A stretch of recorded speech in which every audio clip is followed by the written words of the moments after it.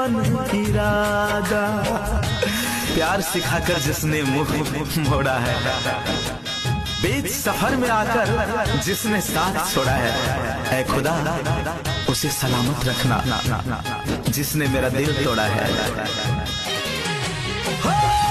पहले तो साथ जियाई के कइले रही वादा, अब किया बदल छी अपन इरादा।